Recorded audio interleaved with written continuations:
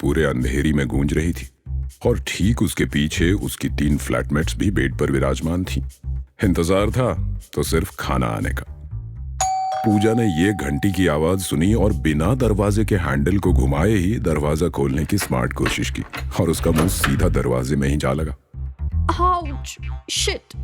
कराते हुए पूजा ने ये उम्मीद लगाई थी कि बेड पर विराजमान उसकी 3 सहेलियां जाकर खाना ले आएंगी, लेकिन तीनों ही फिलहाल सामने लगी 32 इंच की एलईडी को घूर रही थी। साले नूब्स! थोड़ा तिलमिलाते हुए पूजा खाना लेने बाहर गई और पिज्जा के 6 डिब्बे अपने दोनों हाथों से संभालते हुए अंदर ले आई।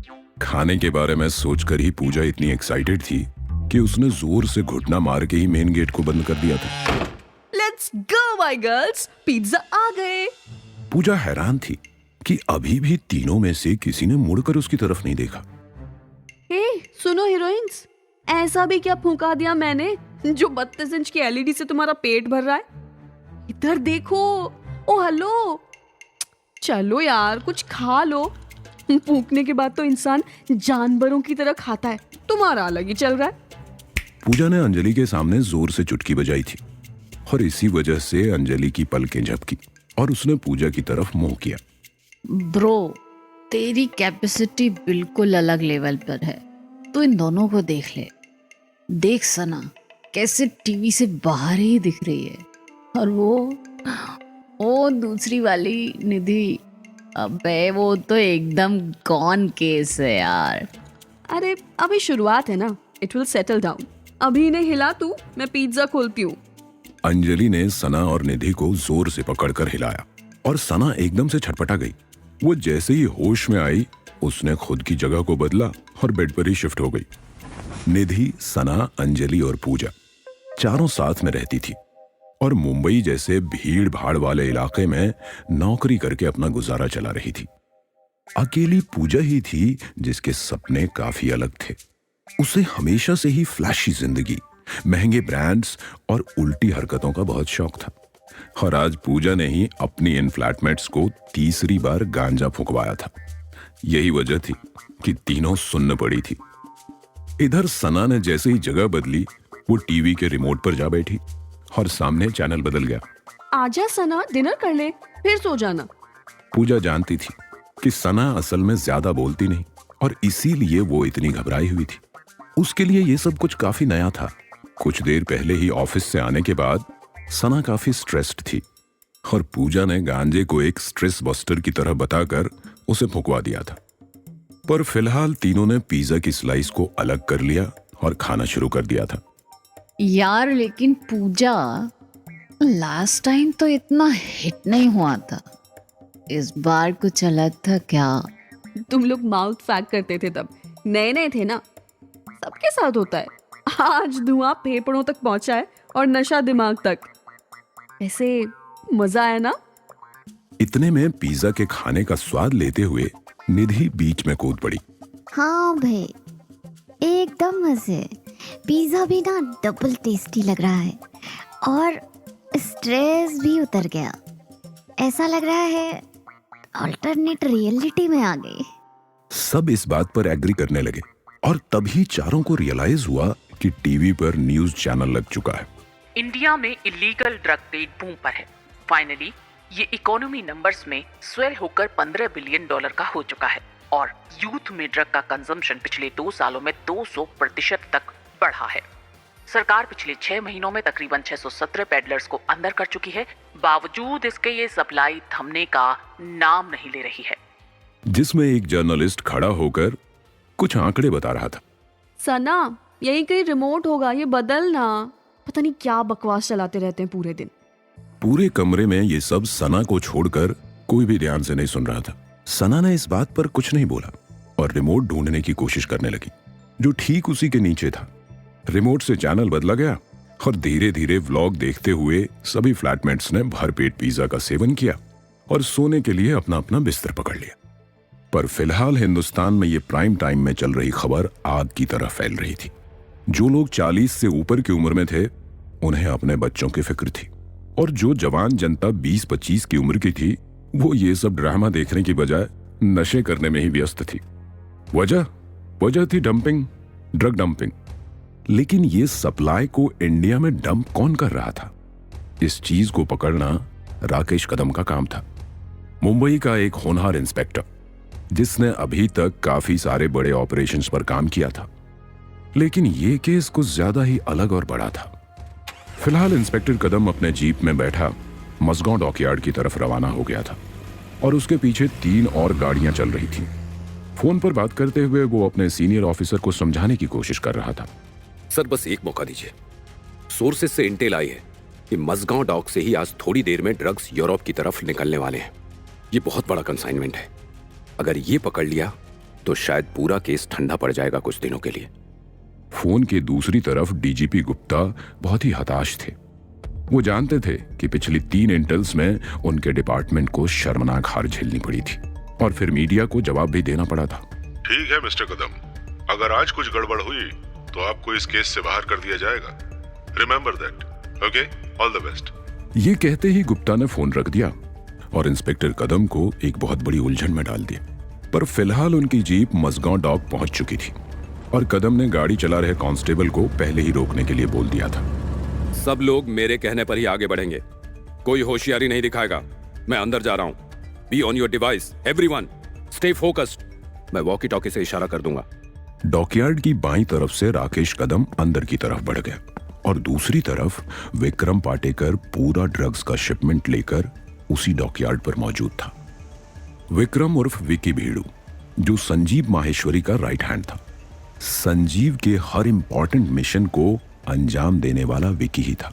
फिलहाल ये 70 किलो ड्रग्स को यहां से रवाना करके वो एक और मुकाम हासिल करने के बेहद करीब था। दूसरी तरफ राकेश कदम उन कंटेनर्स की तरफ बढ़ रहा था जो क्रूज में लोड हो रहे थे। विकी ने भी राकेश को पहले ही तिरछी नजर से देख लिया था क्योंकि वो पुलिस की वर्दी में था। अलर्ट, रेडी रहो सब। मुझे माल लोड होते हुए दिख रहा है। जैसे ही दाल में कुछ काला लगे अंदर आ जाना। ये बोलकर राकेश विकी के पास पहुंच गया, जो वहां कंटेनर्स लोड करने में मदद कर रहा था। हालांकि विकी को पहले से ही यह पता था कि शायद पुलिस रेड करने आ सकती है, तो वो भी बिल्कुल तैयार था। उसने खुद को ऐसे रंग रूप में ढाल रखा था जैसे वो इसी डॉकयार्ड पर लोडिंग का काम करता हो। फिलहाल राकेश उसके पास आया और अपने सवाल जवाब करने लगा। काका जी, मैं इंस्पेक्टर राकेश। ये माल कहाँ जा रहा है? अरे इंस्पेक्टर सर, आप यहाँ? ये माल तो यूएई जा रहा है। आपको पता तो है, तेल के अलावा कुछ भी खुद के देश में नहीं बना पाते वो। हाँ वो तो बात ठीक है, लेकिन इन कंटेनर्स में है क्या? इसमें पत्थर और कंकड़ है सर। मतलब पत्थर भी वो इंडिया से मंगवा रहे हैं? अरे नहीं नहीं, जेम्स एंड स्टोन्स हैं। यहाँ पर तराशे जाते हैं और सुंदर बना के उन अमीर शेख लोगों को बेचा जाता है। अच्छा, एक मुझे भी दिखाना जरा, कैसा दिखता है? पूरा खुलवा क्यों रहे हो सर? आपको मैं सीधा बाजार ले चलूंगा ना। अभी माल जाने दीजिए। विकी को इस तरह से मना करते देख राकेश का शक और गहरा गया और उसने अपनी गन बाहर निकाल ली। बोला ना, खोल के दिखाओ, क्या माल है अंदर? सर बिना ऐसे वारंट के आप यहाँ ऐसे गन नहीं दिखा सकते, लेकिन आप इतना कह रहे हैं तो लीजिए, देख लीजिए। बाहर स्टैंड बाय पर खड़ी टीम भी अब अंदर आ चुकी थी और इंस्पेक्टर राकेश ने एक एक करके लगभग सारे कंटेनर्स को खंगाल डाला, लेकिन वहां कोई भी ड्रग का नामो निशान नहीं मिला। राकेश के माथे से पसीना टपकते हुए साफ नजर आ रहा था, क्योंकि वो जानता था कि इंस्पेक्टर गुप्ता ने उसे ये लास्ट चांस दिया है। बिना सबूतों के ऐसे ही किसी जगह को रेड करना और फिर वहां कुछ भी ना मिलना, ये मुंबई पुलिस की इमेज को काफी नुकसान पहुंचा सकता था। क्योंकि पहले ही मीडिया जिस तरह से ड्रग्स की पूरी पॉलिटिक्स को चैनल्स पर उछाल रही थी, उसके बाद कोई भी गलत मूव राकेश के लिए भी गलत साबित हो सकता था। सब कुछ चेक करके राकेश अपनी टीम की तरफ घूमा और सब वहां निराश खड़े थे। लेकिन राकेश की नजरें अभी भी टिकी नहीं थी। वो उस डॉकयार्ड पर चारों तरफ घूर रही थी और तभी उसे एक कंटेनर दिखा जो ठीक से चल नहीं पा रहा था। एक सेकंड, ये ठीक से चल क्यों नहीं रहा? और राकेश ने जैसे ही विकी की तरफ मुड़कर देखा, उसके हाव भाव पूरी तरह से बदल चुके थे। वो कुछ नहीं सर, कुछ दिक्कत आ गई होगी पक्का। ये लड़का लोग उठा के ले जाओ इसे यहां से। तभी पीछे से भागते हुए 9-10 लड़के आए लेकिन उससे पहले ही राकेश ने उन्हें रोक दिया और चलकर उस कंटेनर की तरफ जाने लगा। ध्यान से देखने पर राकेश ने उस टिन के डब्बे के नीचे 4 टायर्स लगे हुए देखे जिसमें कुछ फंसा हुआ नजर आ रहा था। राकेश के हाथ जैसे ही उस टायर की तरफ जा रहे थे वैसे वैसे विकी का हाथ अपनी कमर के पीछे जा रहा था। इधर राकेश ने वो पॉलिथीन जैसी फंसी हुई चीज को निकाला और दूसरी तरफ विकी ने अपनी गन निकाल के हवा में फायर कर दी। अरे भागो रे साहब, साला हरामी पुलिस जात। जैसे ही विकी और उसके लोग वहां से भागने लगे, राकेश ने पूरी टीम को सबको पकड़ने के ऑर्डर्स दे दिए और वहां पर मौजूद सभी कंटेनर्स के नीचे वाली साइड में चिपके हुए माल को सीज कर लिया। इधर विकी की पूरी गैंग उस महंगे माल के साथ पकड़ी गई और राकेश कदम सब कुछ इकट्ठा करके कोलाबा में मौजूद पुलिस हेडक्वार्टर में ले आया, जहां डीजीपी गुप्ता पहले से ही मौजूद थे। Well done Rakesh. बाहर मीडिया तुम्हारा इंतजार कर रहा है, जरा उनके सवालों का जाकर जवाब दे दो। और इधर संजीव माहेश्वरी को जब उसके माल जब्त होने की खबर आई तो वो किसी काम में लगा हुआ था। वो माल करीब 170 करोड़ का था और यूरोप में तो उसकी कीमत दुगनी हो जाती थी। लेकिन संजीव ने फिलहाल चीजों को शांति से लेने की कोशिश की और विकी को छुड़वाने का प्लान बनाने लगा। क्या है इस ड्रग कार्टेल की पीछे की सच्चाई और क्या राकेश कदम का ये मूव मुंबई पुलिस को पॉजिटिव लाइट में ला पाएगा, या अभी और कुछ भी बाकी है जो इस कहानी को कई सारे मोड़ देगा? जानने के लिए सुनते रहिए अक्साई भारत।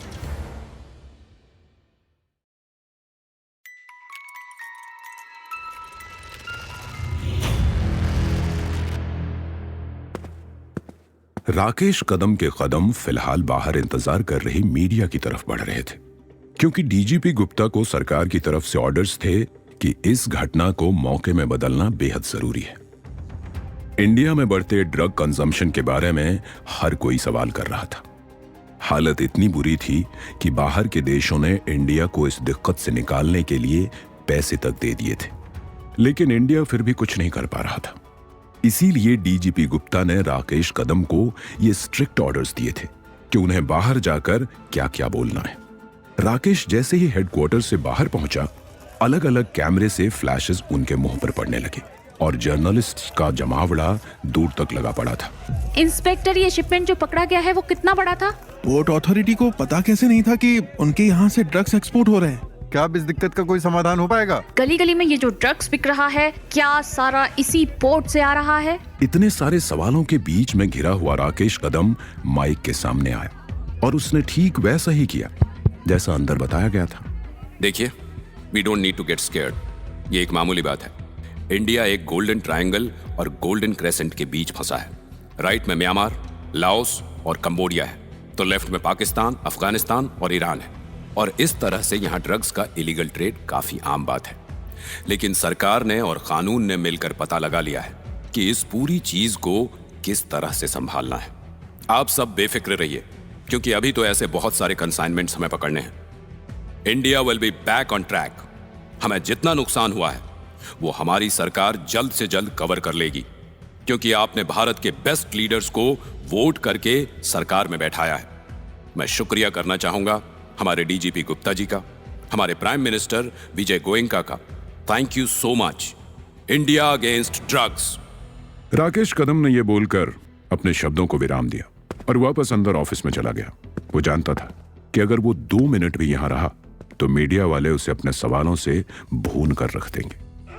अंदर जाते ही उसने देखा कि विकी और उसके सभी आदमियों को खूब मारा जा रहा है। राकेश ये देखकर बहुत खुश था, लेकिन दूसरी तरफ बैठा संजीव बेहद नाराज था। उसका राइट हैंड विकी था और लेफ्ट हैंड धारावी का एक लड़का आयुष जाधव था। फिलहाल वो जाधव के साथ यही प्लानिंग कर रहा था कि विकी को बाहर कैसे लेकर आना है। मैं जानता था ऐसा कुछ होगा, लेकिन तू जाधव, कुर्ला वाला माल बराबर पहुंचाना। हाँ भाई, एकदम फर्स्ट क्लास। मेरा नाम विकी थोड़ी है। जाधव और विकी आपस में कुछ खास दोस्त नहीं थे। जाधव को हमेशा से लगता था कि संजीव विकी की ज्यादा तरफदारी करता है। उसकी एक वजह यह भी थी कि विकी संजीव के साथ 3 साल से था और जाधव करीब 3 महीने पहले ही आया था। और यहाँ से लड़के लड़कियों का क्या सीन है? कल रात को सारे क्लब्स कवर किए थे ना अच्छे से? हाँ भाई बिल्कुल, रात में क्लब्स और दिन में कॉलेज। बच्चे लोग खुद ही आते जा रहे हैं। हाँ, इसलिए तुम्हारी मेहनत नहीं दिख रही है। अगर खुद से बच्चे आ रहे हैं तो उसे काफी मत समझो। ये लत सबको होनी चाहिए, समझे? ये बोलकर संजीव माहेश्वरी ने अपना माल रोल किया और उसे लाइटर से जलाकर फूंकने लगा।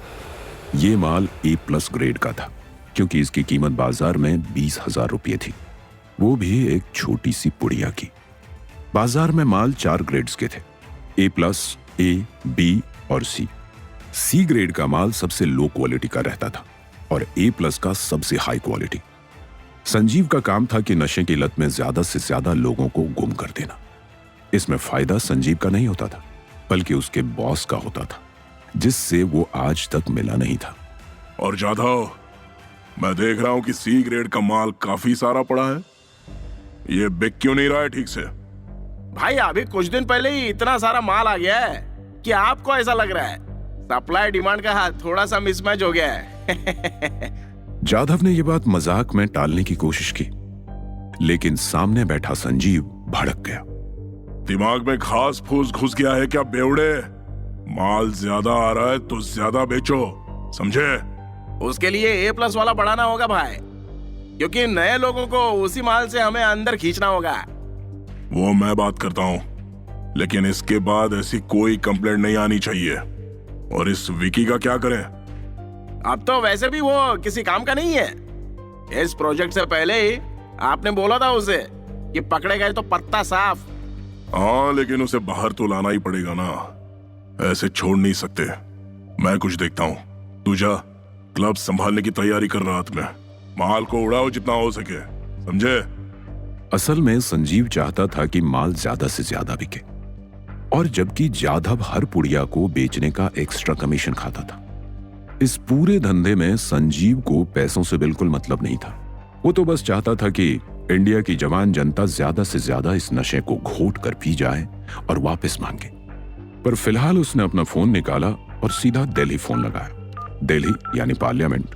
इंडिया का कोई भी छोटे से बड़ा इलीगल काम किसी मिनिस्टर की मदद के बगैर हो जाए, ऐसा मुमकिन नहीं है। ये कॉल गया था स्पीकर ऑफ पार्लियामेंट उर्फ the vice president of India, Krishnamurthy Iyer को। नमस्ते अय्यर जी, अब तक तो आप सब सुन और देख ही चुके होंगे। हाँ महेश्वरी, निकलवा रहा हूँ बाहर, जरा सब्र रख। सब्र किया तो बहुत बड़ा लीक हो जाएगा मिस्टर अय्यर। इस लीक को रोकिए, नहीं तो आप जानते हैं कि आपकी गर्दन मेरे हाथ में है। कभी भी मुट्ठी बंद करने का मन किया तो इस गंदी हवा में सांस आना बिल्कुल ही बंद हो जाएगा। ये डराना अपने बाप को महेश्वरी, समझे? मैंने कह दी ना कि मैं कोशिश कर रहा हूँ। चलो, इंतजार रहेगा। ये कहकर संजीव ने फोन को सामने पड़ी टेबल पर रख दिया और सीधा अपने अंडरग्राउंड बंकर की तरफ चल दिया। लिफ्ट से होकर वो अपने घर की उस जगह पर आ गया जिसका अंदाजा किसी को भी नहीं था सिवाय विकी के। वो बंकर किसी खंडहर की तरह दिखाई पड़ता था और वहां पर रोशनी का नामो निशान नहीं था, लेकिन सामने एक एंटीना के साथ जुड़ा हुआ एक इलेक्ट्रॉनिक डिवाइस था जो हमेशा स्टैंड बाय पर रहता था। संजीव ने उसे उठाया और वहां से एक अजीब सी आवाज आई। बेटा सर, काम सही से हो गया है, सब हमारे रडार में है और जैसा हमने सोचा था उससे इंचेस भी मामला इधर उधर नहीं हुआ। इतना बोलकर सामने से वो आवाज गायब हो गई और संजीव ने भी फोन को रख दिया। इधर पुलिस हेडक्वार्टर में विक्रम पाटेकर की जमकर पिटाई हो रही थी।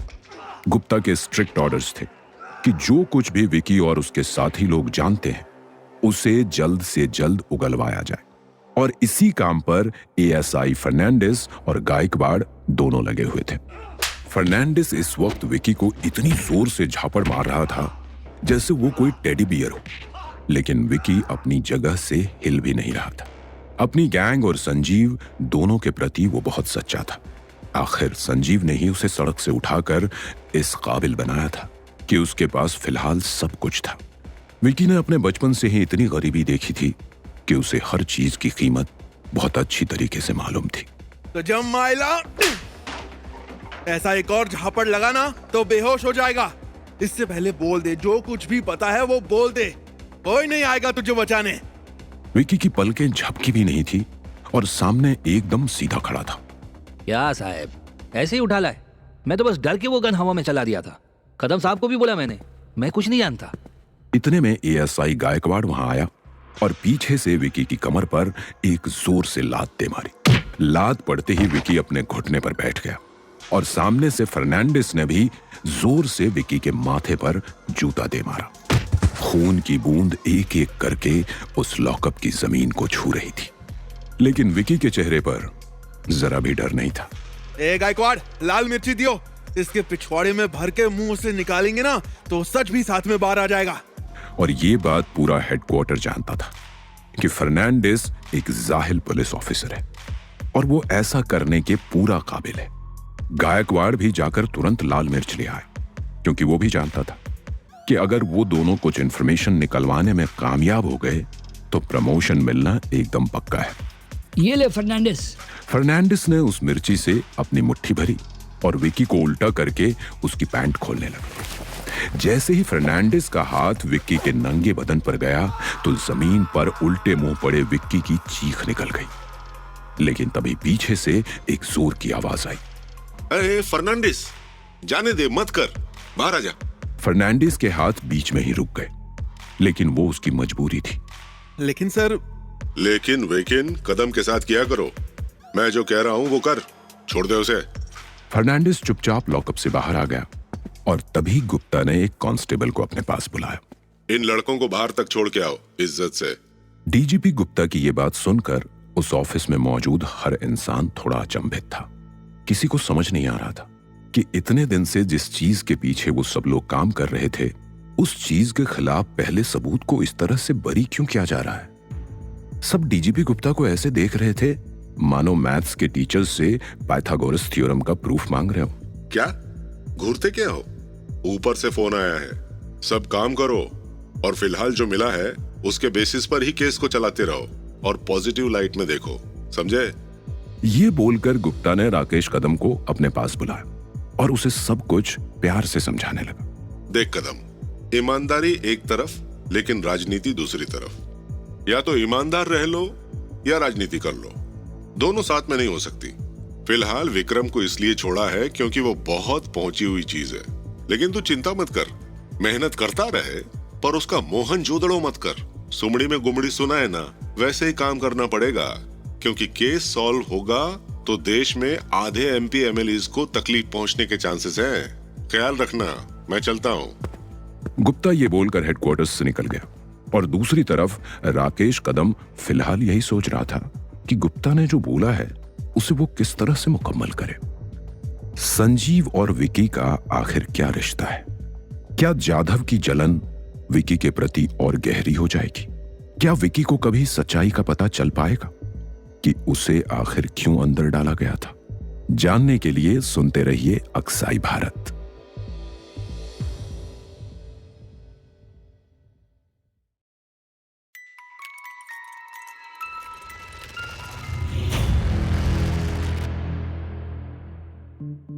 विकी पाटेकर जेल से बाहर आ चुका था और यह काम मीडिया वालों से छुप कर किया गया था। अंदर हेडक्वार्टर्स के प्राइवेट केबिन में राकेश कदम अपनी टीम के साथ मीटिंग करने में लगा था। पब्लिक ने विकी को नहीं देखा, मतलब उनके लिए वो कोई भी हो सकता है। अब जिम्मेदारी हमारी है कि हमें बाहर ये दिखाना है कि चीजें अंडर कंट्रोल हैं। लेकिन सर, विकी से कोई इन्फॉर्मेशन कुछ तो निकलवा सकते थे, हम आगे बढ़ने का थोड़ा आइडिया हो जाता। जब उसने लाल मिर्च देखकर कुछ नहीं बोला तो वो हमें अगले एक हफ्ते में भी कोई इन्फॉर्मेशन नहीं देता। फर्नांडिस, ये केस जितना दिख रहा है उससे कहीं ज्यादा बड़ा है और जिन लोगों पर हमें शक है वो हमारी सोच से भी ज्यादा हमारे करीब है। मैं इन्वेस्टिगेट करता हूं, तब तक तुम लोकल पेडलर्स को टारगेट करो। हर जगह स्ट्रिक्ट चेकिंग होनी चाहिए ताकि छोटी छोटी फाइंडिंग्स हमें अपनी बड़ी मंजिल की तरफ लीड कर सके। बॉस।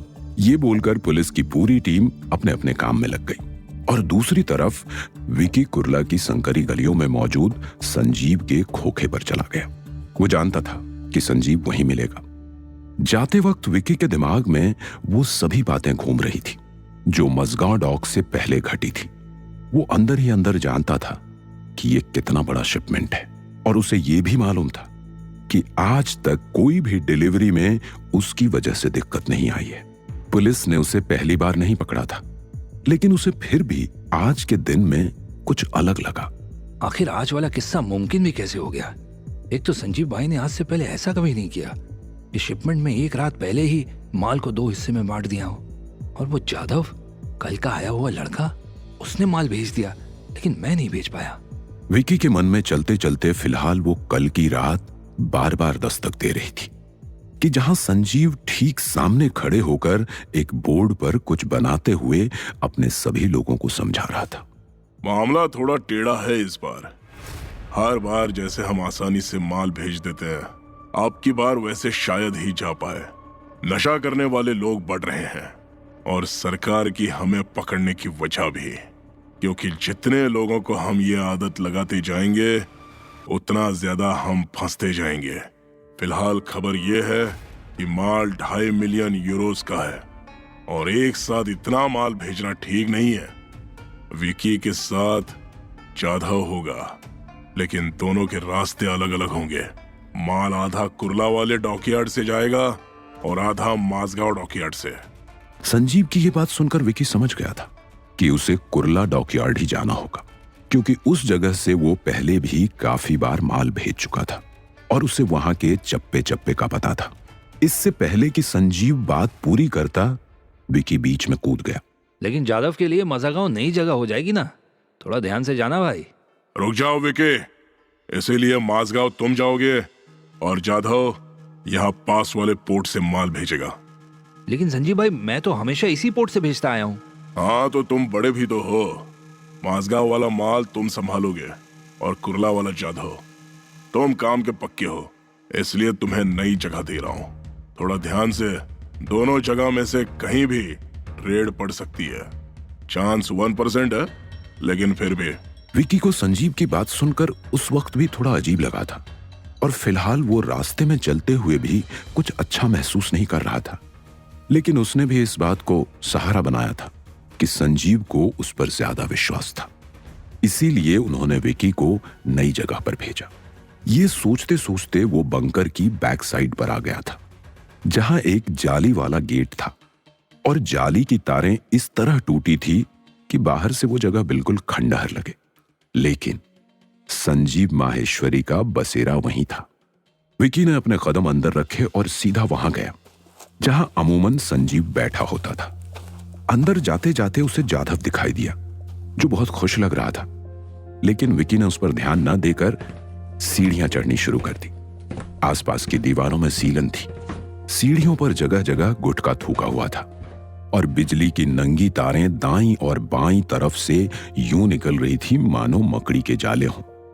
तभी विकी को फर्स्ट फ्लोर पर बैठा सत्तू मिला, जो माल को कूट के कागज में भर रहा था। ए सत्तू, ये संजीव भाई कहाँ है? अरे विक्की भाई, तू? संजीव दादा इसके ऊपर वाले माले पर चाय पी रहे, जा मिल ले। विकी ऊपर गया और जाकर संजीव का दरवाजा खटखटा दिया। संजीव भाई। संजीव अंदर पैर फैलाकर बैठा था और आराम कर रहा था। उसने अंदर से ही विकी को आवाज लगा दी, आजा विकी, अंदर आजा। विकी जैसे ही अंदर घुसा तो संजीव ने उसे सामने कुर्सी पर बैठने को इशारा किया। कैसा है रे तू? ठीक हूँ संजीव भाई। ठीक है, लेफ्ट मुड़ जरा। क्या तसल्ली से मारा है साले फर्नांडिस ने। उसकी तो मैं गर्दन दबा के जुबान बाहर खींच लूंगा। अरे नहीं भाई, ये सब तो चलता है ना, कोई बात नहीं। चलता कैसे है? मेरे छोटे भाई को इस तरह कोई हाथ लगाएगा तो साले के हाथ तोड़ दूंगा। मैं जानता था भाई कि आप छुड़वा लोगे, इसलिए उस हरामी को कुछ भी नहीं बताया। वो तो मुझे भरोसा था तेरे पे। बता अभी क्या लेगा? कुछ खा पी के आया है कि नहीं? वो तो अभी खा लूंगा, लेकिन मैं माफी मांगने आया था भाई। मेरी वजह से इतना सारा माल। अरे पागल है क्या तू? कब से जानता है मुझे? संजीव भाई ने आज तक ऐसी फुद्दू बातों पर गुस्सा किया है क्या? माफी मत मांग रही, गलती तेरी नहीं थी रे विकी। मैं जानता था आप ऐसा ही बोलोगे, बस यही बात करनी थी भाई। अब जाके गर्म पानी से सेक लगाऊंगा और फिर सो जाऊंगा। और काम तो कल से शुरू करना ही है, अगली बार नहीं फंसने दूंगा कभी। संजीव ने जैसे ही विकी के मुंह से ये शब्द सुने, उसका चेहरा थोड़ा अजीब सा हो गया। जिन पैरों को वो फैला कर बैठा था, उसने वो सिकोड़ लिए और विकी को घूर कर देखने लगा। सामने बैठा विकी भी संजीव के इस रिएक्शन को अच्छे से नोटिस कर रहा था। क्या हुआ भाई, आप इस तरह क्यों देख रहे हो? कुछ नहीं रे विकी, बस तुझसे यही कह रहा था कि फिलहाल तू जाकर आराम कर। काम धंधे के बारे में ना कल सोचना, अभी चिंता मत कर। ये सुनकर विकी उस केबिन से बाहर निकल गया और सीधा अपने कमरे पर चला गया। विकी पाटेकर अकेला रहता था और फिलहाल मुंबई को उससे बेहतर कोई नहीं जानता था। उसने अपने काम में महारत हासिल की हुई थी और अलग अलग मुसीबतों से बचकर निकलना मानो उसका दूसरा पेशा था। यही वजह थी कि वो संजीव का 2 सालों से राइट हैंड था। विकी अपने कमरे पर पहुंचा और खुद को गर्म पानी का सेक करके उसने डब्बा वाले से खाना मंगवाया। आज विकी ने एक नहीं बल्कि 2-2 डिब्बे मंगवाए थे, क्योंकि वो सुबह का भूखा था और मार खाने के बाद उसे कुछ ज्यादा ही भूख लगती थी। रात गहराती गई और विकी नीचे गद्दे पर बैठे बैठे ही सो गया। वो इतना थका हुआ था कि उसकी आंख सीधा अगले दिन 11 बजे खुली। उठते ही विकी थोड़ा सा छटपटाया, क्योंकि उसे अपनी नींद पर भरोसा नहीं हुआ। बिना मुंह धोए ही फिलहाल वो थोड़ी ही दूर बनी हार्डवेयर की दुकान पर भागा। ये हार्डवेयर की दुकान संजीव माहेश्वरी का दिन का टाइम पास थी और खुद को समाज में एक आम इंसान दिखाने की तरकीब भी। लेकिन हार्डवेयर की दुकान पर भी फिलहाल संजीव नहीं, सत्तू बैठा था। अरे सत्तू, तू फिर से यहाँ मिल गया? संजीव भाई कहाँ है? अरे वो तो कुछ बोल कर नहीं गए, सुबह निकले थे और दुकान मुझे ही संभालने को कहा था। तुझे संभालने को कहा था? मतलब मुझे क्यों नहीं उठाया? अक्सर जब संजीव को बाहर जाना होता था तो वो दुकान का जिम्मा विकी को दे देता था, लेकिन फिलहाल उसे थोड़ा अटपटा लगा। अरे इतना क्यों सोचते हो विकी भाई, आपको क्या तो मार पड़ी है ना थाने में, आराम करो ना, संजीव भाई ख्याल रखते हैं ना आपका। ये सुनकर विकी को थोड़ा बेहतर महसूस हुआ और वो भी सत्तू के साथ दुकान पर ही बैठ गया। इंतजार करते करते सुबह से शाम हो गई और करीब 6:30 बजे संजीव भाई ने मोहल्ले में दस्तक दी। आसपास के सभी लोग संजीव को जानते थे, लेकिन कुछ चंद ही लोग थे जिन्हें असल में मालूम था कि आखिर संजीव का धंधा क्या है। संजीव खुद को एक नॉर्मल इंसान दिखाकर सारा बातचीत का भार सत्तू, जाधव और विकी पर डाल देता था, तो इसलिए सभी को यही तीनों लोग बुरे नजर आते थे। लेकिन फिलहाल जैसे ही संजीव लौटा, विकी दौड़कर उनके पास गया। संजीव भाई, वो आज दुकान पर मैं ही बैठ गया था, वो इसलिए कॉलेजेस कवर नहीं कर पाया। रात को किस किस एरिया के क्लब्स में जाना है वो आप बता देना। मैं सोच रहा था कि बीकेसी कवर करते हैं, वहां हम ज्यादा अमीरजादों को पकड़ पाएंगे। संजीव ने विकी की यह बात सुनी और वो उसकी एक्साइटमेंट को ऑलरेडी भांप चुका था। लेकिन इस बात का बिना कोई जवाब दिए ही संजीव अपने घर के अंदर चला गया। ये रिएक्शन देखकर विकी थोड़ा टेंशन में आ गया और उसने सत्तू की तरफ मुड़कर देखा। सत्तू, ये संजीव भाई को क्या हुआ है? बड़े परेशान नजर आ रहे हैं। क्या मालूम विकी भाई, लग तो मुझे भी ऐसा ही रहा है, आप एक बार घर जाकर बात कर लो। विक्की सत्तू की बात सुनने से पहले ही संजीव के पीछे पीछे उसके घर में घुस चुका था। वो पीछे पीछे सीढ़ियां चढ़ता जा रहा था और संजीव विक्की की तरफ मुड़कर भी नहीं देख रहा था और विक्की उन्हें आवाज देता जा रहा था। संजीव भाई, कुछ तो जवाब दीजिए, ऐसे तो धंधा ठप पड़ जाएगा। और जैसे ही संजीव ने विक्की के मुंह से ये बात सुनी, वो रुका और मुड़कर विक्की को गुस्से भरी नजरों से देखा। अरे चुप हो जा विकी, ज्यादा बड़बड़ मत किया कर और जाकर कोई और काम ढूंढ। क्या दिन भर कॉलेज क्लब्स लगा रखा है? विकी को संजीव का गुस्सा देखकर थोड़ा अजीब लगा, लेकिन फिलहाल उसने ये मान लिया कि वो गुस्से में है। अरे जो इतने सारे कस्टमर्स बनाए हैं, और आपने ही तो कहा था कि हमें ज्यादा से ज्यादा लोगों तक माल पहुंचाना है। हाँ विकी, वो हमें अभी भी करना है, लेकिन तुम्हें ये करने की अब जरूरत नहीं है। ये सुनकर विकी कुछ सेकंड्स के लिए तो सन्न पड़ गया और उसे समझ नहीं आया कि संजीव की इस बात का आखिर क्या जवाब दे। मतलब संजीव भाई, मैं कुछ समझा नहीं, आप क्या बोल रहे हैं? सही बोल रहा हूँ विकी, तू अब और इस गैंग के साथ काम नहीं कर सकता है। लेकिन क्यों? मैं तो आपका राइट हैंड हूं ना। ये सब बातें गली में नीचे खड़ा जाधव सुन रहा था और सत्तू भी ध्यान से जाधव की हंसी को भांप रहा था। हाँ विकी, तो राइट हैंड था, है नहीं? पकड़ा जा चुका है तू पुलिस से। अब और अपनी जान पर रिस्क लेके ये धंधा मत कर, समझा ना? क्योंकि नहीं तो अगली बार मैं भी तुझे नहीं बचा पाऊंगा, समझा? आपको बचाने की जरूरत नहीं है संजीव भाई। इस बार तो गलती हो गई, अब नहीं होगी। 2.5 साल में यह पहली बार था। प्लीज संजीव भाई। ये सुनकर संजीव ने अपना मुंह मोड़ लिया और सीधा सीढ़ियां चढ़ते हुए ऊपर जाने लगा।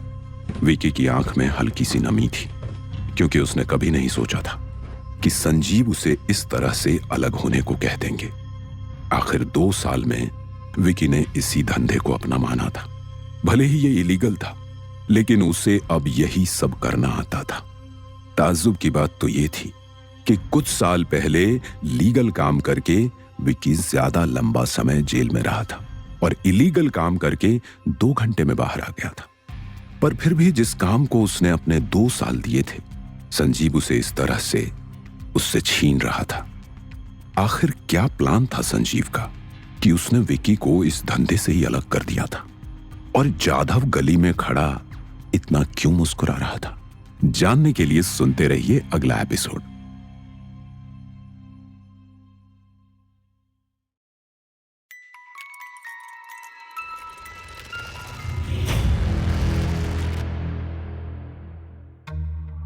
इंडिया की इकोनॉमी छोटी होती जा रही थी और ड्रग्स का व्यापार बढ़ा।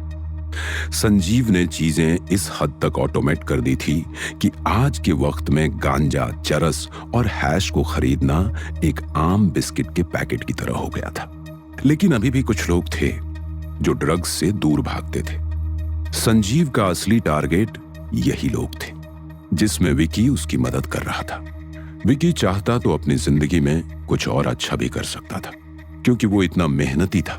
लेकिन उसका प्यार ये नशे का व्यापार नहीं, बल्कि संजीव माहेश्वरी था, जिसने उसे 3 साल पहले गरीबी से निकालकर एक छोटी सी नौकरी दिलवाई थी।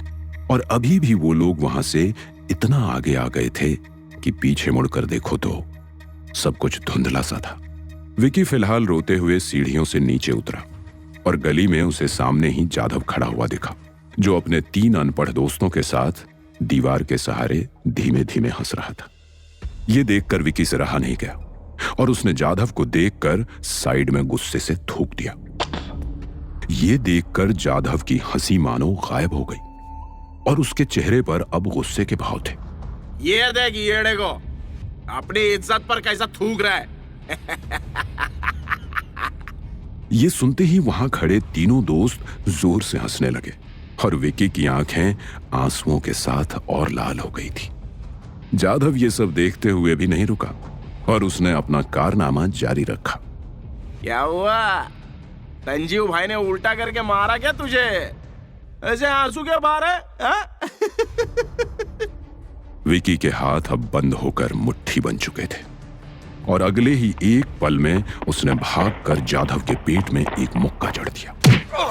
विक्की का हाथ गुस्से में इतना तेज घूमा कि पतला सा जाधव एकदम से अपने घुटने के बल बैठ गया और साइड में खड़े तीनों दोस्त जो हंस रहे थे वो एकदम से चुप होकर पीछे हट गए। लेकिन विक्की यहां भी नहीं रुका। घुटने के बल बैठे जाधव को उसने गुस्से से सर पर एक लात मारी और जाधव नीचे गिर गया। पीछे से सत्तू ये सब देख रहा था और जोर जोर से विक्की का नाम चिल्ला रहा था। विक्की, विक्की, मत कर ये सब। और जैसे ही गली में विक्की नाम की इतनी तेज चिल्लाने की आवाज गूंजी तो ऊपर की बालकनी से संजीव नीचे झांक कर देखने लगा। विक्की गुस्से में जाधव को मार रहा था और जाधव नीचे पड़ा था। विक्की, बहुत हुआ तेरा। एक काम ठीक से होता नहीं है तुझसे और अब मेरे ही लोगों को मार रहा है। दोबारा इस मोहल्ले में दिख मत जाना, चला जा यहां से। संजीव के मुंह से यह सब सुनकर विक्की को बहुत बुरा लगा था। उसने कभी नहीं सोचा था कि जिस इंसान को उसने अपने बाप का दर्जा दिया था वो ये सब उसे बोलेगा। पर इससे पहले संजीव कुछ और बोलता, विक्की मुंह छुपाकर उस गली से निकल गया और सत्तू विक्की के पीछे पीछे भागा। फिलहाल विक्की के पास ठिकाना नहीं था तो वो अपने कमरे पर ही गया। ए विक्की, अरे रुक ना रे, क्या हो गया तेरे को? मैंने सब सुन लिया सीढ़ियों से।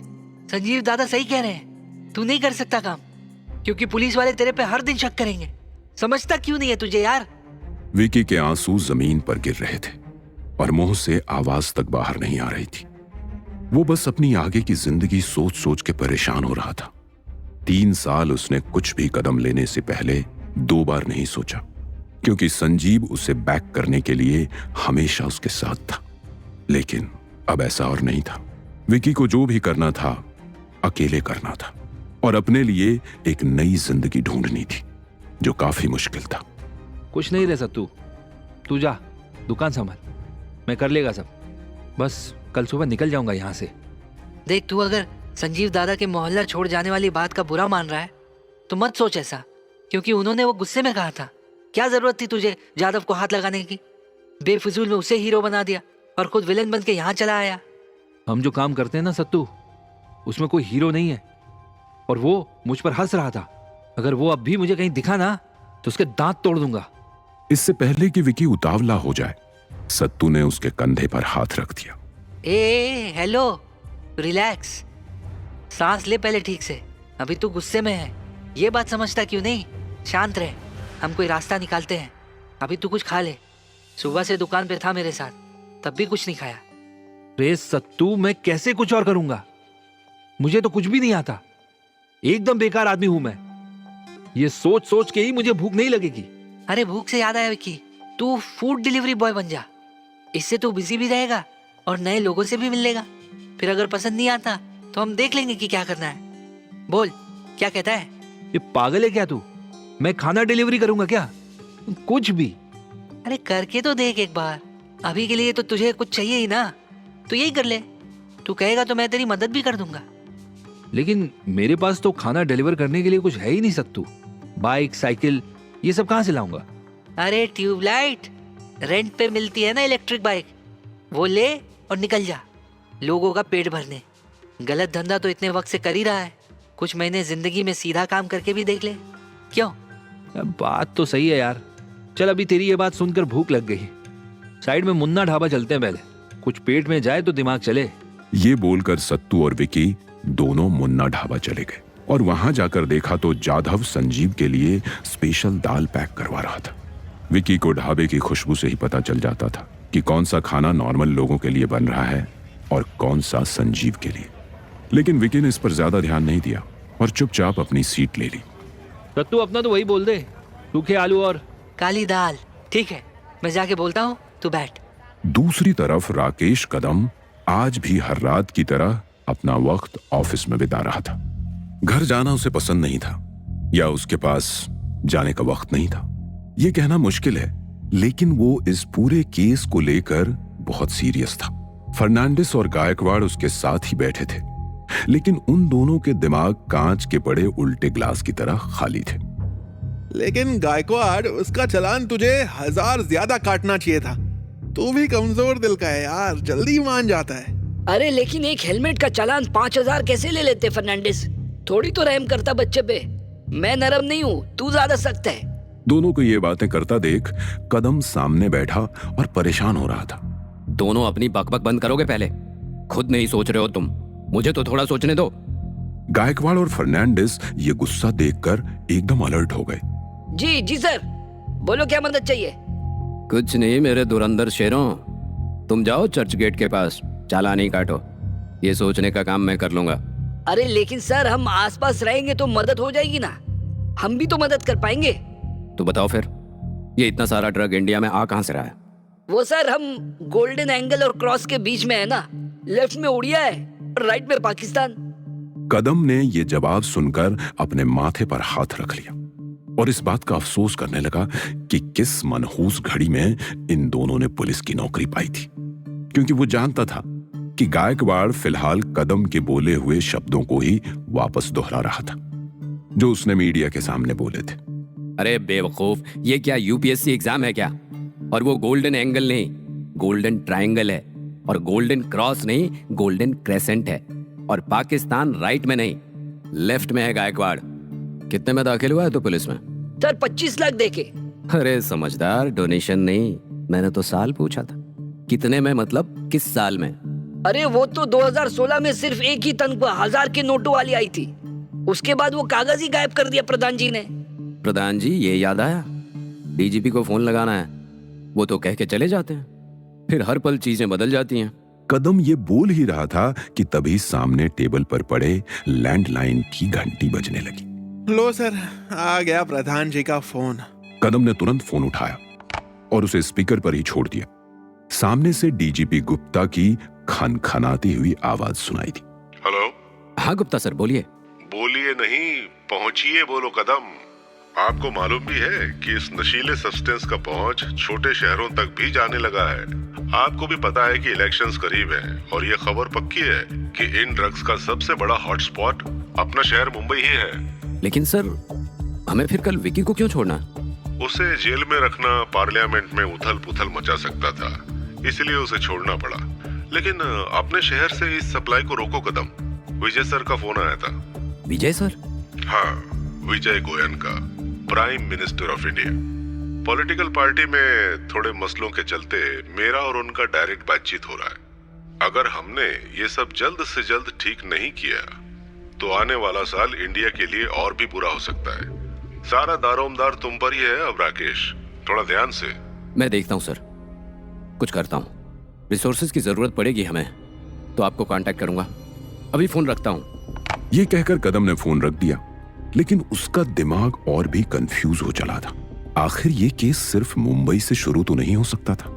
ये नशीले पदार्थ पहले भी बिकते थे, लेकिन इस तरह नहीं जिस तरह से आज बिक रहे हैं। और तो और ड्रग एनफोर्समेंट एजेंसी से लेकर सरकार तक कोई कुछ नहीं कर पा रहा था। राकेश कदम को फिलहाल मुंबई में बैठे बैठे एक ऐसी गड़बड़ का पता लगाना था जिसकी वजह कुर्ला में एक हार्डवेयर की दुकान पर बैठी थी।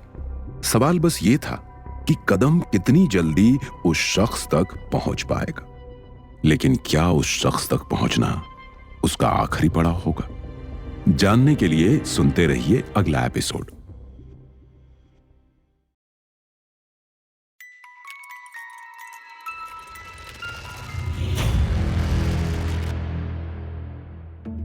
ये केस भी चल रहा था और इसके साथ साथ पूरी दुनिया में भारत का नाम भी उछल रहा था। लेकिन विकी को डिलीवरी पार्टनर की जॉब करते हुए अब करीब एक हफ्ता बीत चुका था। सत्तू का बताया हुआ आइडिया उसके बहुत काम आ रहा था। एक दिन में करीब 30-40 डिलीवरीज करके विकी आराम से 1000 रुपये दिन का बना लेता था। आज वो काम करके लौट ही रहा था कि उसे नीचे खड़ा सत्तू दिख गया। अरे सत्तू, तू यहाँ क्या कर रहा है? कुछ नहीं भाई, थक गया हूँ बहुत, तो सोचा तेरे साथ बैठ के डिनर ही कर लूं। अरे ऐसा क्या काम करवा दिया संजीव भाई ने तुझसे आज? कुछ नहीं, काम नहीं, वो तो बस गुस्सा होते हैं। ये धंधा आज से पहले ऐसा नहीं था विक्की। अभी संजीव भाई चाह रहे हैं कि हम मुंह से लगा के गांजा फुकवा दे बच्चों, बड़ों, बूढ़ों को। और आसपास देख, नशे को लेकर सरकार कितनी सीरियस हो चुकी है। अब ऐसे में अगर हम इतना सारा माल बेचेंगे तो दिक्कत तो हमें ही आएगी ना। विकी को सत्तू की बात सुनकर थोड़ा अजीब लगा, क्योंकि वो भी जानता था कि पिछले 2 साल में किस तरह से काम होता था। माल ज्यादातर उसी को बेचा जाता था जो खरीदने में दिलचस्पी दिखाए। लेकिन फिलहाल ऐसा लग रहा था कि संजीव सभी 18 से 30 साल की उम्र के लोगों को अपना कस्टमर बनाना चाहता हो। लेकिन विकी को इस पर बोलना कुछ सही नहीं लगा, क्योंकि करीब 1 हफ्ता हो चुका था उसे इन सब से दूर हुए। चल छोड़, हम खाना मंगवाते हैं। बता क्या खाएगा? मैं बढ़िया सा कुछ खिलाता हूँ तुझे। कुछ नहीं यार, भूख इतनी ज्यादा नहीं है। सत्तू के ये बोलते ही विकी का फोन जोर से बज उठा। ये कैसी अजीब सी रिंगटोन लगाई है? विकी को ये आवाज सुनी सुनी सी लग रही थी और उसने फोन उठाने से पहले ही अपना मुंह छोटा सा कर लिया। ओफो, मैं ऑफलाइन जाना ही भूल गया ऐप से और एक ऑर्डर डिलीवर करने के लिए आ गया। हाँ तो कोई बात नहीं, तू कैंसिल कर दे, कोई और डिलीवर कर देगा। वही तो नहीं कर सकता ना। अगर ऑर्डर कैंसिल करते हो तो फिर उस दिन जितना उस ऑर्डर से पहले कमाते हो वो आधा कट जाता है। ये कैसा सिस्टम है यार? फिर तो अब तुझे जाना पड़ेगा। हाँ यार, जाना तो पड़ेगा। विकी ने ये बोलकर अपना फोन देखा और फिर रेस्टोरेंट की लोकेशन देखी। वो देखने के बाद विकी ने डिलीवरी लोकेशन देखी, जो कि करीब 8 किलोमीटर दूर वीरा देसाई में थी। सुन, मैं 20 मिनट में आया। रात है, वैसे भी बिल्कुल ट्रैफिक नहीं होगा। ये बोलकर विकी तुरंत एक जापानीज रेस्टोरेंट से सुशी का ऑर्डर लेने निकल गया और फटाफट वहां से ऑर्डर लेकर वीरा देसाई की तरफ निकला। रास्ते में हालांकि बहुत सारे सवाल उसके मन में चल रहे थे। लेकिन अभी वो इस बारे में बिल्कुल सोचना नहीं चाहता था। कुछ तो है जो गलत जा रहा है। संजीव भाई कहीं मुसीबत में ना हो, लेकिन मुसीबत में तो फिलहाल सत्तू दिखाई पड़ रहा है। क्या मुझे संजीव भाई से जाकर एक बार और बात करनी चाहिए? नहीं नहीं नहीं। ये सोचते सोचते विकी ने साकीनाका से वीरा देसाई का रास्ता बहुत ही कम समय में कवर कर लिया और लोकेशन पर पहुंचकर ऑर्डर करने वाले कस्टमर को फोन लगाया। फोन उठाने के बाद हेलो बोलने से पहले ही सामने से चिल्लाने और हंसने की आवाज आने लगी। हेलो, अरे भैया आप छोड़, ये मेरा फोन है बदतमीज, छोड़ इसे। इधर विकी को ना ही रास्ता समझ आ रहा था और ना ही ये कि सामने वाली लड़की आखिर कहना क्या चाह रही है। हेलो हेलो मैम, मैं लोकेशन पर खड़ा हूँ। अरे भैया वहाँ एक मंदिर होगा जीसस का, सामने देखो ना। निधि स्टॉप इट यार। पूजा, निधि, अंजलि और सना अपने फ्लैट में पार्टी कर रहे थे और सब के सब बहुत ज्यादा नशे में धुत थे। मैम कुछ समझ नहीं आ रहा है। अरे भैया आप स्टूपिड हो क्या? बोल रही हूँ ना एक मंदिर है, वहां से राइट लो, चुपचाप से ढूंढ कर आ जाओ। एस ये बोलकर पूजा ने फोन रख दिया और विकी ने मैप से ना मदद लेकर आसपास वाले लोगों से रास्ता पूछा और फाइनली कुछ 4-5 मिनट्स बाद बिंदी अपार्टमेंट्स के बाहर पहुंच गया। बाहर पहुंचते ही उसे बहुत जोर से शोर सुनाई पड़ रहा था। विकी तभी समझ गया था कि उसे ये ऑर्डर ग्राउंड फ्लोर पर ही देना है। अपनी इलेक्ट्रिक बाइक से उतरकर विकी अंदर गया और एक गड्ढे की वजह से उसके हाथ से वो ऑर्डर का डिब्बा छिटक गया। जैसे ही विकी के घुटने नीचे लगे, वो डिब्बा भी नीचे गिर गया। विकी के नीचे गिरते ही अंजलि ने अपना ग्राउंड फ्लोर पर दरवाजा खोला और राइट में मुड़कर देखा कि एक इंसान नीचे से कुछ उठा रहा था। शुरू में तो अंजलि को लगा कि वो नशे में है, लेकिन जब उसने आंख झपक कर देखा तो उसका शक सही निकला। वही इंसान उस डिब्बे को लेकर उसके घर के दरवाजे तक आ रहा था। ये देखते ही अंजलि उस पर जोर से चिल्लाई, व्हाट द हेल भैया, आपने हमें नीचे से खाना उठाकर दे दिया। आपकी कंप्लेन करूंगी, चीपिस्टर। ये सुनकर तभी पीछे से पूजा आ गई और उसने भी विकी पर जोर से चिल्लाना शुरू कर दिया। असल में ऐसा विकी के साथ पहली बार हुआ था कि उसके हाथ से खाना गिर गया हो, लेकिन माफी मांगने की जगह विकी ने जल्दी जल्दी में खाना उठाकर ही डिलीवर करना सही समझा, क्योंकि उसे सत्तू से जाकर मिलना था। पर फिलहाल उसे समझ नहीं आ रहा था कि इन दो लड़कियों के चिल्लाने से वो खुद को कैसे बचाए। वो मैडम सॉरी, मैं आपको पैसे वापस कर देता हूँ। जैसे ही विकी ने सॉरी बोला और पैसे वापस देने की बात बोली तो पूजा समझ गई कि ये कोई ऐरा गहरा डिलीवरी पार्टनर नहीं है, इसलिए उसने विकी के मजे लेने की सोची। नहीं नहीं नहीं नहीं नहीं, पैसे नहीं, कुछ और देना पड़ेगा मिस्टर विक्रम। अंजलि ने पूजा को इस तरह मुड़कर देखा मानो पूछ रही हो, उसे डिलीवरी वाले का नाम आखिर कैसे पता चला? अरे कुछ नहीं यार, ऐप पे आता है ना, Vikram is on his way to deliver your order. दोनों इस बात पर हंसने लगे और विकी को समझ नहीं आ रहा था कि वो ये ऑर्डर डिलीवर करने आया ही क्यों।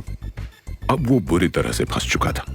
हाँ तो कुछ और बताओ मिस्टर, कि क्या दे सकते हो हमें? विकी ने थोड़ा सोच कर जवाब देने की कोशिश की, लेकिन उसे कुछ समझ नहीं आया।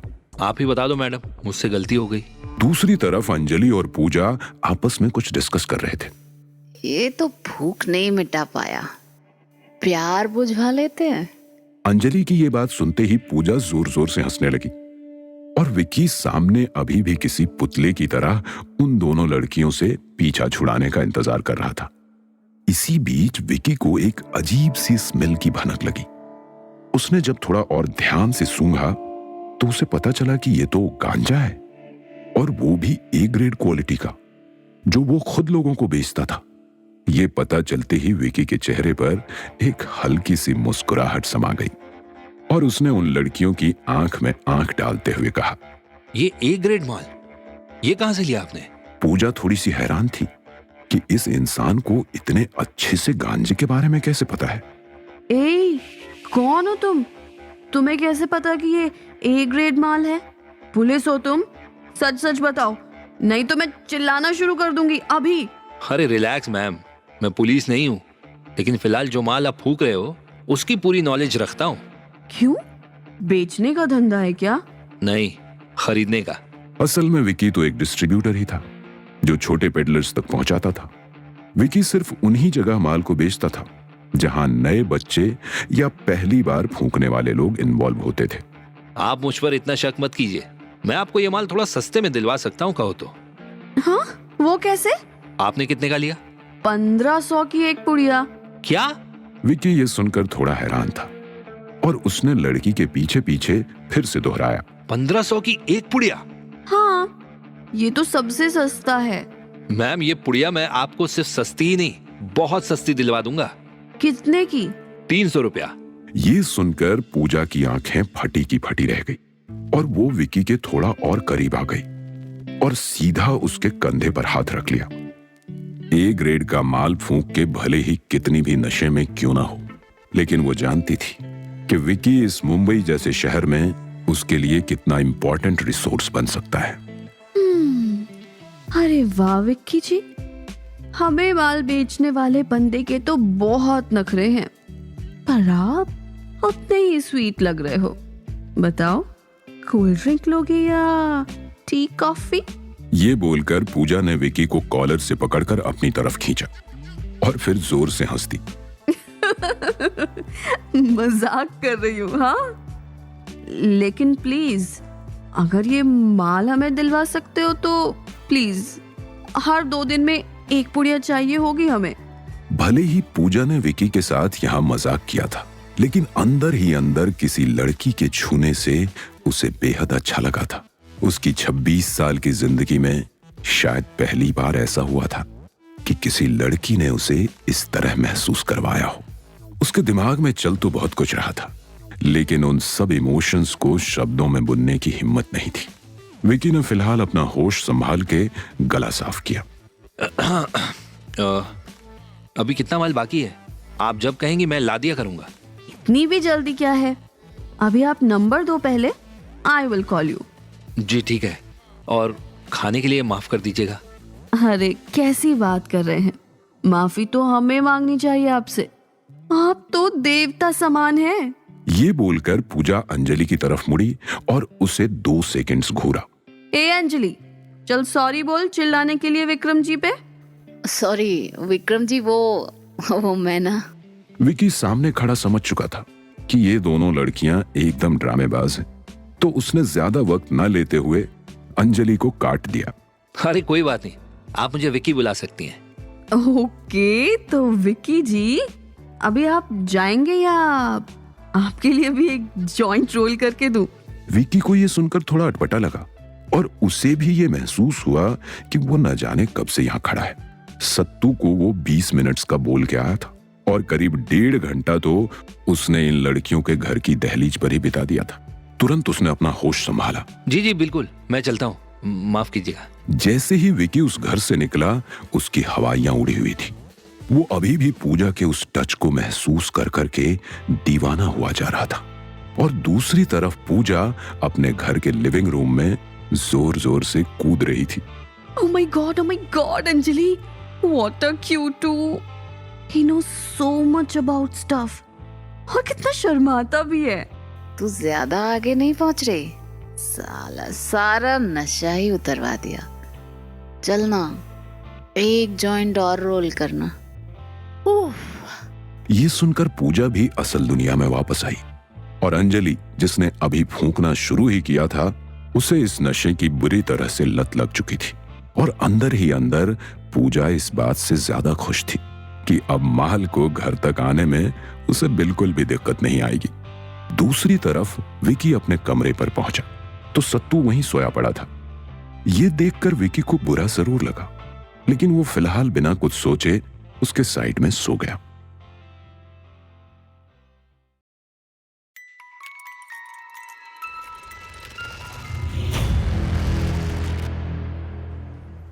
मुंबई की गलियों में अगली सुबह की किरण विकी के चेहरे पर एक मुस्कुराहट लेकर आई थी।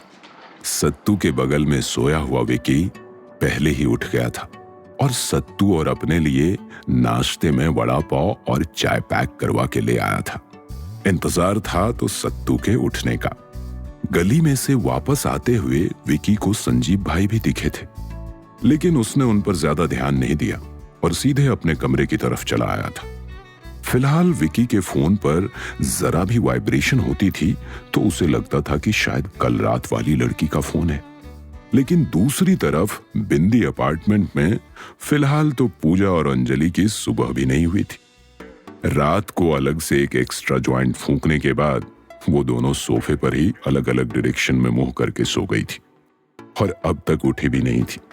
ये बेफिक्री की वजह से भी थी क्योंकि आज वीकेंड था और अंजलि के ऑफिस की छुट्टी थी।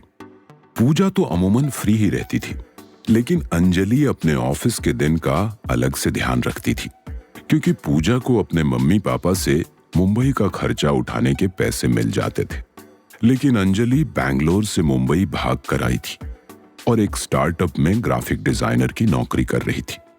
दोनों की टांगें एक दूसरे के मुंह के करीब होने की वजह से अंजलि की आंख 11 बजे खुली जब पूजा ने अपनी टांग उसके शरीर से हटाई।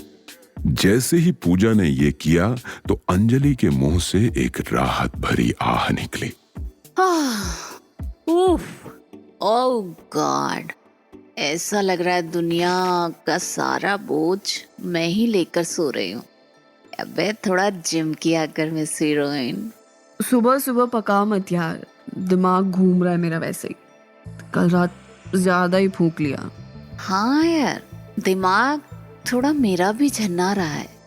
चल ना कमरे में चलकर फिर से सो जाते हैं यार। अरे लेकिन उससे पहले ये जो आधा जॉइंट रात को छोड़ दिया था ये तो फूंक ले। सुबह सुबह? अरे यार, वीकेंड प्लान्स नाम की भी कोई चीज होती है और वीकेंड्स पर भी ऐसी सुबह ना हो तो फिर सुबह ही क्या? तू पागल है क्या? गुस्से में ये बोलकर अंजलि ने 2 सेकंड्स का पॉज लिया और पूजा ने वो आधा जला माल ऐसे ही रख दिया। ला दे, मैं जलाती हूँ। पूजा ने ये सुनकर हल्की सी स्माइल की और अंजलि ने बचा हुआ माल मुंह से लगाया। वैसे तेरे लिए क्या वीकेंड, तू तो रोजाना ही घर पर पड़ी होती है ना। हाँ तो वीकेंड तो फिर भी वीकेंड ही है ना, हफ्ते में एक बार आता है यार। यार लोग ना एकदम सही कहते हैं, नशा करने के लाख बहाने और ना करने का सिर्फ एक भैंस की आइस, और वो एक ही नहीं मिलता। पूजा ये बात सुनकर जोर से हंसी और अंजलि को मोटिवेट किया। सब मोह माया है, मेरे बाप दादों ने दुनिया को लूटा और अब मैं उनको लूट रही हूँ। What goes around comes around। अबे चलना, इमोशनल बातें छोड़ और मुझे चेक करके बता कि गले में तो नहीं लग रहा। पूजा एक लंबा सा ड्रैग लेती है और चेहरे पर उसके सुकून वापस लौट आता है। Bro, this is smooth as hell। असल में पूजा और अंजलि दोनों लाइफ में कुछ ना कुछ ट्रॉमा से गुजरे थे और ड्रग्स दुनिया के हर इंसान को इसी ट्रॉमा को भुलाने में मदद करता है। लेकिन इंसान फिर भी परमानेंटली नहीं भूलता और डिनायल भरी एक जिंदगी जीने लगता है और यही लाइफ जीने का सबसे इजी तरीका है। कहावत तो सबने सुनी है कि इग्नोरेंस इज ब्लिस, और जब कोई किसी चीज को इग्नोर नहीं कर पाता तो वहां वो एक्सटर्नल रिसोर्सेज की मदद लेने लगता है। अब ये मदद ड्रग एडिक्शन में तब्दील हो सकती है, जिम एडिक्शन में तब्दील हो सकती है, या कुछ लोगों को फॉर्चुनेटली पढ़ाई के एडिक्शन भी हो जाती है। पर फिलहाल माल फूकते हुए अंजलि और पूजा की नजर टेबल पर पड़ी ऐश ट्रे पर गई और फिर दोनों ने एक दूसरे की तरफ देखा। क्या तू भी वही सोच रही है जो मैं सोच रही हूँ? तू भी? हाँ शिट।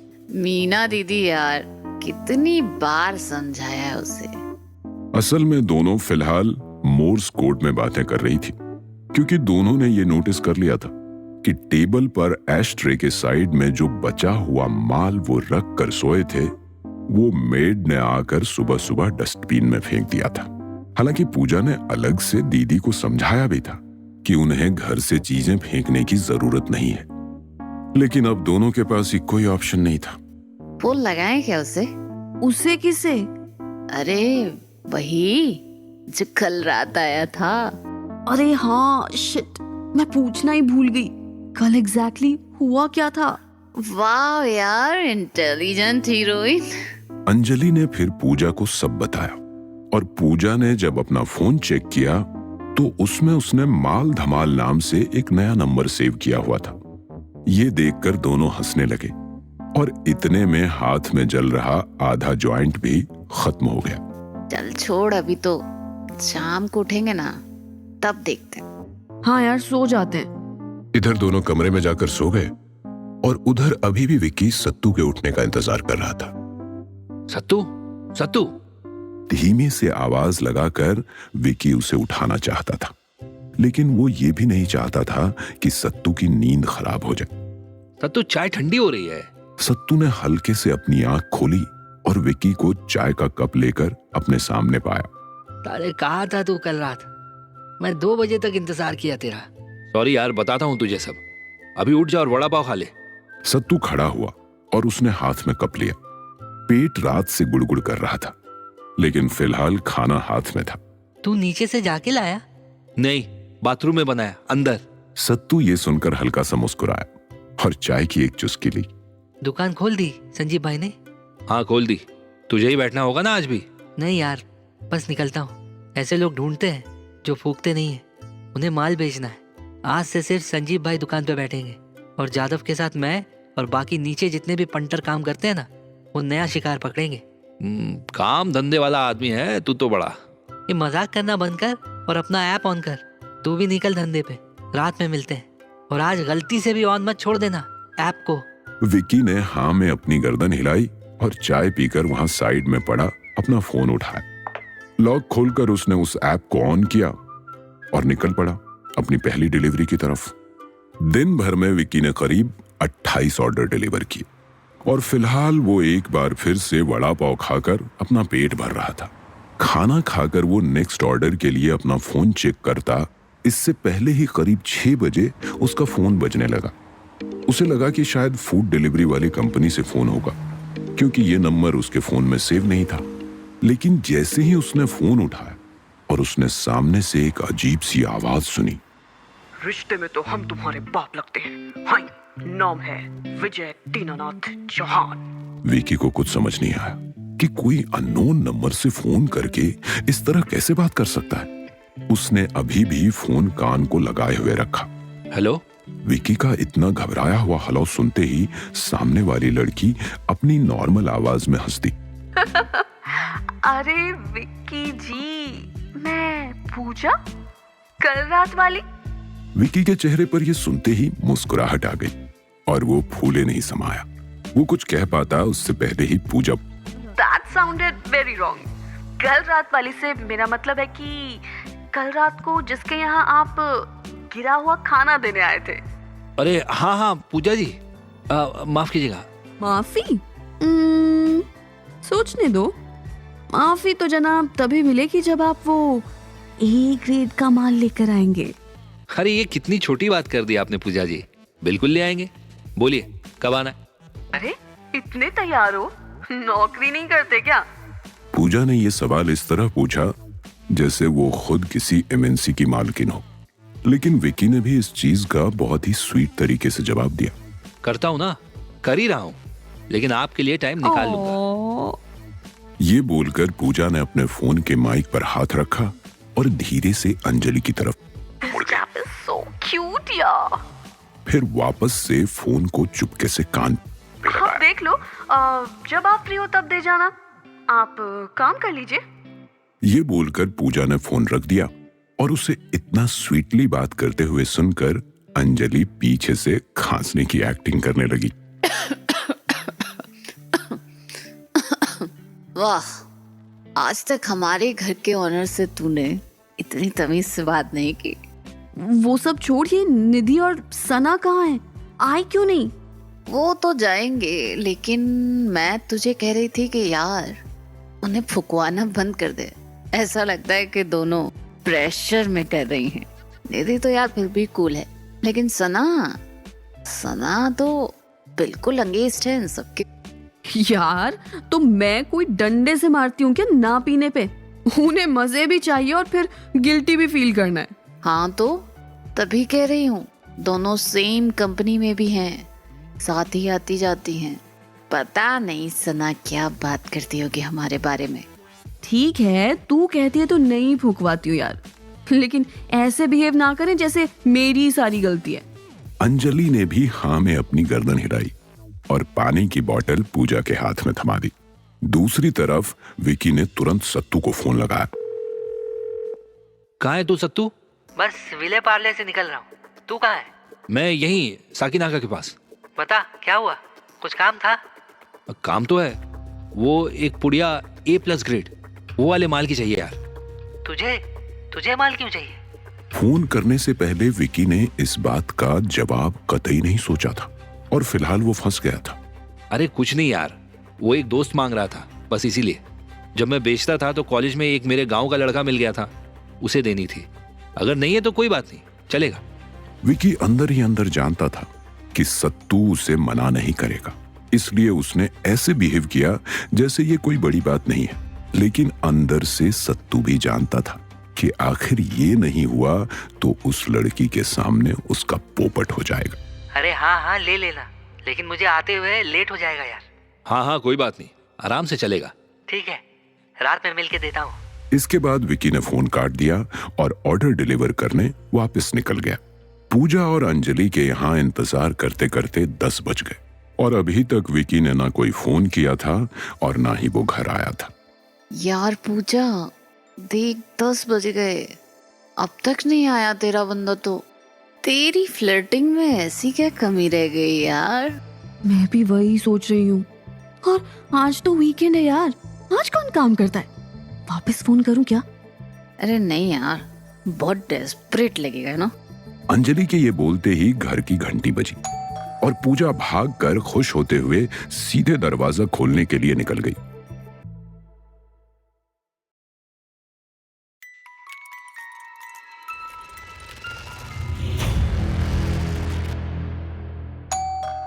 घंटी बजते ही पूजा ने खुशी से दरवाजा खोला, लेकिन बाहर देखते ही उसका पूरा चेहरा उतर गया। ओफो!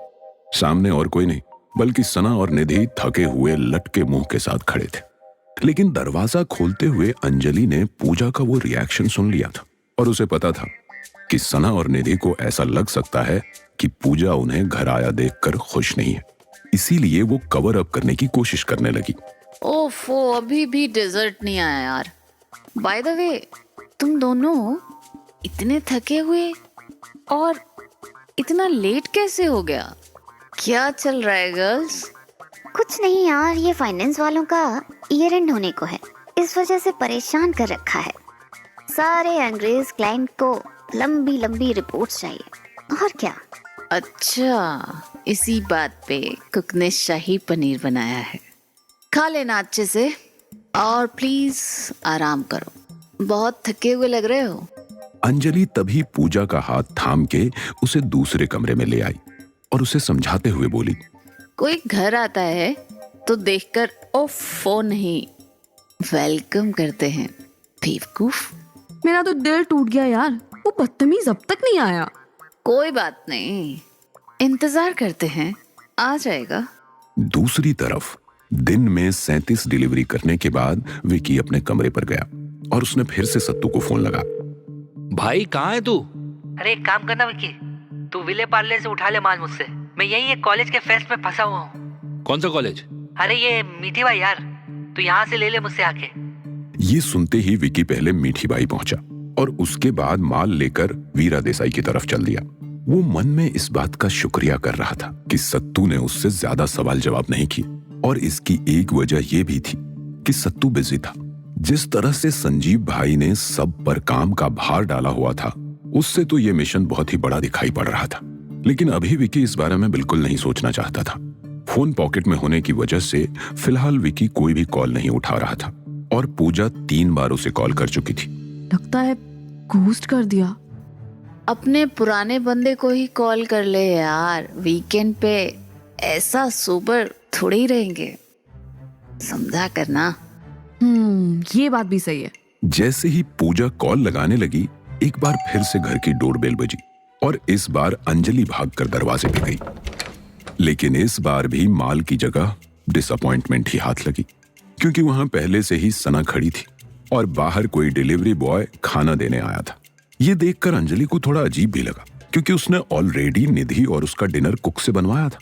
लेकिन बिना कुछ बोले ही अंजलि वापस अपने कमरे में चली गई और बेड पर धड़ाम से उल्टा लेट गई। ए यार, इतना वेट तो आज तक मेरे एक्स ने भी नहीं करवाया तुझे। ये कहाँ रह गया है बंदा यार। अंजलि इतना बोलती कि बाहर दरवाजे पर विकी ने दस्तक दे दी, लेकिन उसे घर की बेल बजाने की जरूरत नहीं पड़ी। यही वजह थी कि अंजलि और पूजा दोनों में से किसी को पता नहीं चला कि विकी आ चुका है।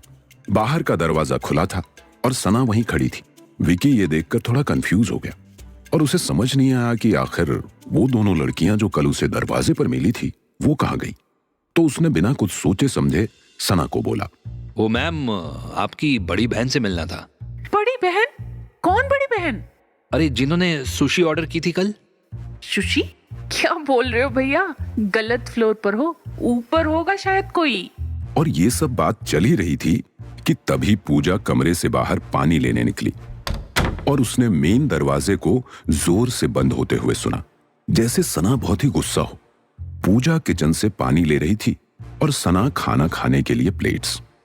फिलहाल पूजा बस यही नोटिस कर रही थी कि सना सिर्फ मन ही मन बुदबुदा रही है।